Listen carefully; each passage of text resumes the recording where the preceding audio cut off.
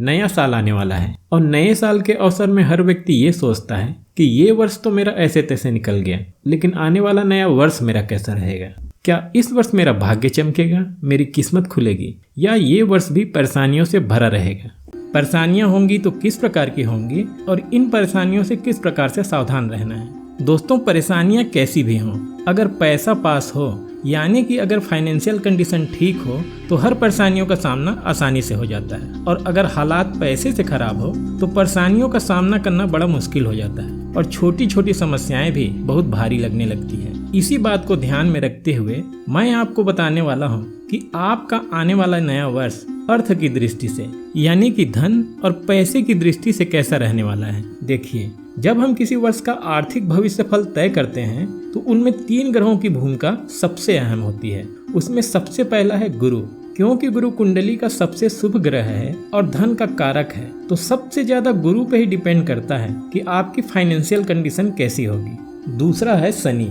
शनि कर्म के कारक है, इसलिए कुंडली में इनके प्लेसमेंट पर भी निर्भर करता है कि आपकी आर्थिक स्थिति कैसी होगी। और तीसरा है राहु।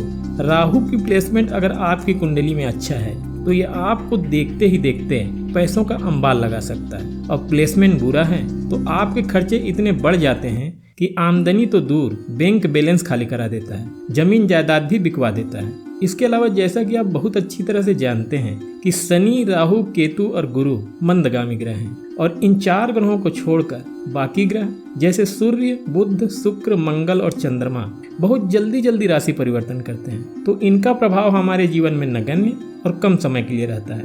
और जो मंदगामी ग्रह हैं उनका ही प्रभाव हमारे हालातों को और हमारी आर्थिक स्थिति को तय करते हैं कि वो कैसा होगा। तो चलिए जानते हैं सिंह राशि वालों के लिए ये साल कैसा रहेगा। सिंह राशि के लिए शनि आपके 7वें भाव में पूरे वर्ष भर विराजमान रहेंगे। गुरु आपके भाग्य भाव में अप्रैल तक और अप्रैल के बाद कर्म भाव में रहेंगे, और राहु आपके 8वें भाव में पूरे वर्ष भर विराजमान रहेंगे। देखिए, पिछले दिनों को देखें तो सिंह राशि वालों की स्थिति भी कुछ खास नहीं रही है।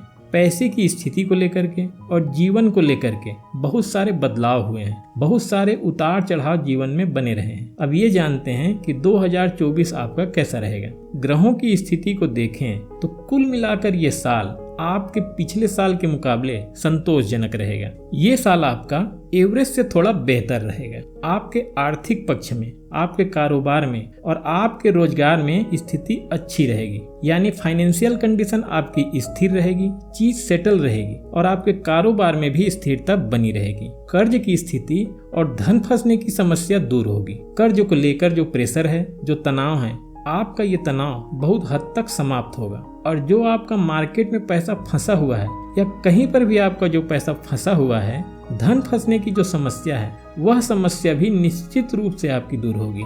इस साल आपका चेंज ऑफ प्लेस भी दिख रहा है। इस साल आपका स्थान परिवर्तन होता दिख रहा है, और हो सकता है कि इस साल आप कोई नई संपत्ति खरीदें और नई संपत्ति के लिए आपका धन खर्च हो।